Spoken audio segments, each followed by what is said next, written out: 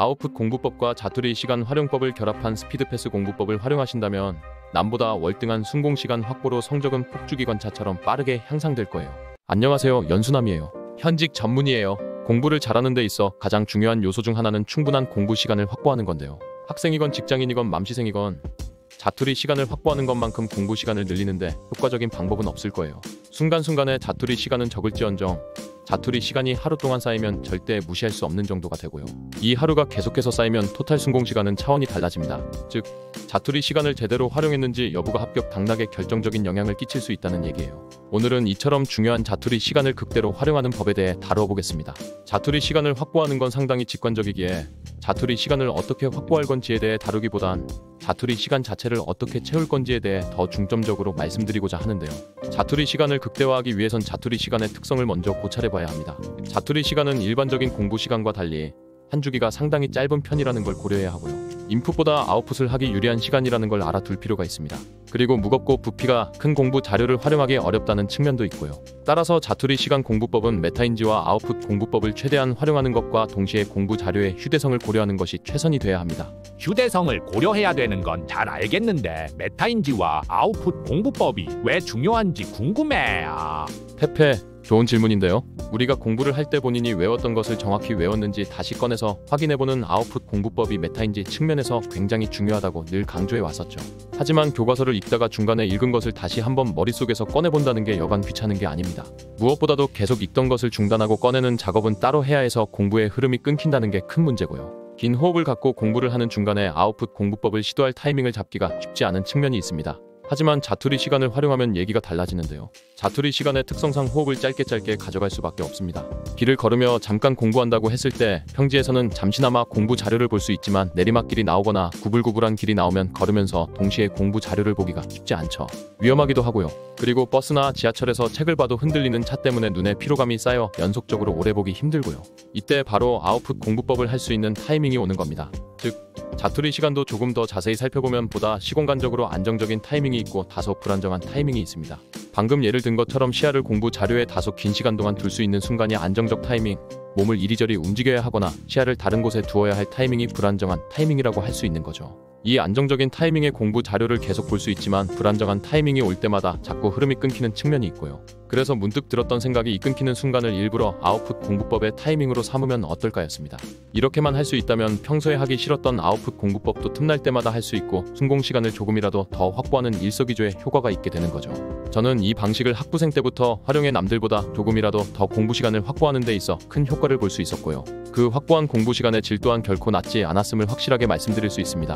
그럼 여기서 더 중요한 건 손에 어떤 자료를 들고 자투리 시간을 활용하냐일 텐데요. 가장 기본은 휴대성이 확보되어야 한다는 점입니다. 휴대성이 확보된 공부 자료는 크게 세 가지로 나눌 수 있는데요. 바로 단어카드, 작은 수첩, 휴대폰입니다.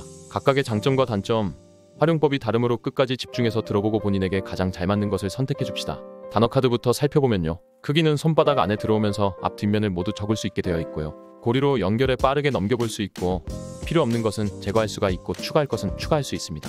구성은 간단하지만 바로 오늘 공부법의 핵심인 스피드패스 공부법을 가장 잘 활용할 수 있게 하는 공부 재료인데요. 단어카드의 앞면에는 교과서를 읽으며 반드시 외워야 하는 개념을 적습니다. 가령 제 전문의 시험 기출이었던 통증의 전달 경로 4단계를 적어볼게요. 그리고 뒷면에는 정답을 적습니다. Transduction, Conduction, Transmission, and Pain Perception. 발음 지렸고 이런 식으로 키워드 위주로 단어카드를 구성해도 되고요. 서술형으로 구성해도 크게 상관없어요.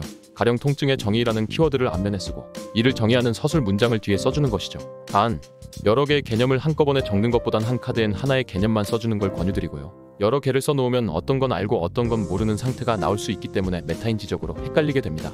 이런 식으로 책상에 앉아 공부를 할 때 중요하면서도 잘 안 외워지는 것 위주로 적어두고요. 공부가 끝나고 이동을 해야 할 때, 식사를 할 때, 심지어 화장실을 가거나 친구들끼리 잠깐 대화를 할 때에도 이걸 챙겨서 자투리 아웃풋 공부법의 재료로 활용해주는 겁니다. 활용하는 법은 간단한데요. 앞면을 보고 본인이 아는 것이라 확신이 든다면 그냥 넘겨주는 거고요. 말 그대로 스피드 패스 해주는 겁니다. 반면 조금이라도 아리까리하거나 못 외웠다는 생각이 들면 뒷면을 확인하고 다시 외워주는 거예요. 특히 대중교통 안에서 차가 너무 흔들려 눈이 피로하다는 생각이 들면 약간 긴 개념을 다시 떠올려야 하는 페이지까지 넘겨서 눈을 감고 머릿속으로 정답 문장을 떠올렸다가 다시 확인해보는 식으로도 할 수 있고요. 길이 구불구불한 타이밍이 왔을 때, 즉 공부 자료를 계속 못 볼 만한 시간이 온다고 예상이 되는 타이밍에 한 템포 먼저 긴 개념을 떠올려야 하는 페이지까지 넘겨서 이걸 떠올리며 이동하면 되는 겁니다. 이런 식으로 일주일간 열심히 개념들을 모아주고 틈틈이 봐주는 걸 반복해주고요. 주말에 한번 리셋을 해주는 타이밍을 가져줍시다. 분명히 이렇게 했을 때 머릿속에 들어온 개념이 있고 끝까지 안 외워진 개념이 있을 겁니다. 외워진 개념은 빼주고 안 외워진 개념은 냅두는 거예요. 그리고 계속해서 공부하면서 추가할 건 추가해주는 겁니다. 물론 외웠던 개념들도 언젠간 다시 한번 봐야 할 때도 있으니 버리진 말고 한 곳에 모아두도록 합시다. 모아둔 것들은 한두 달에 한 번 정도 쭉 빠르게 넘겨보면서 다시 기억이 안 나는 건 복귀시켜줄 수 있거든요. 단어 카드는 어디서 구입하는지 궁금한 분들도 많을 텐데요. 구글이나 쿠팡에서 단어 카드라고 검색하면 몇천 원대로 쉽게 구입할 수 있으니 한번 사서 직접 활용해보는 걸 추천드립니다. 그 다음은 작은 수첩을 활용하는 건데요. 아무래도 단어 카드는 따로 인터넷에서 구입하는 것도 번거롭고 분류하는 작업도 성가시기 때문에 거부감이 드는 분들도 있을 겁니다. 그때는 접근성이 더 뛰어난 작은 수첩을 활용하는 거예요.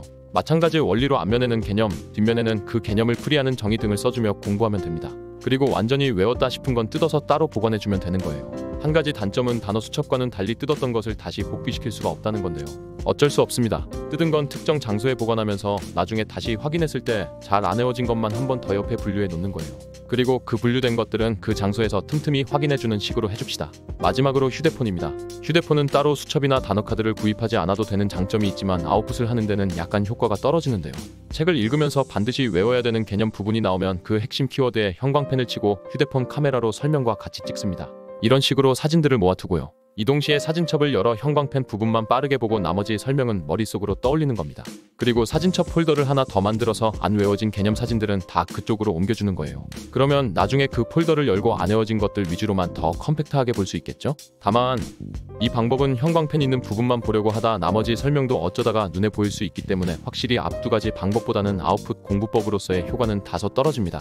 하지만 더 간편하다는 장점이 있어요. 오늘 알려드린 아웃풋 공부법 외에도 더 다양한 아웃풋 공부법을 만나보고 싶다면 구독, 가입 버튼 눌러주시고요. 아웃풋보다 머릿속에 넣는 인풋이 더 급하신 분들은 고정 댓글란 연수남 암기법 책을 참고해주세요. 아웃풋 공부법과 자투리 시간 활용법을 결합한 스피드패스 공부법을 활용하신다면 남보다 월등한 순공시간 확보로 성적은 폭주기관차처럼 빠르게 향상될 거예요. 오늘 영상은 여기까지고요. 도움이 되셨다면 구독과 좋아요, 알림 전체 설정 맞춰주세요. 감사합니다. 당당.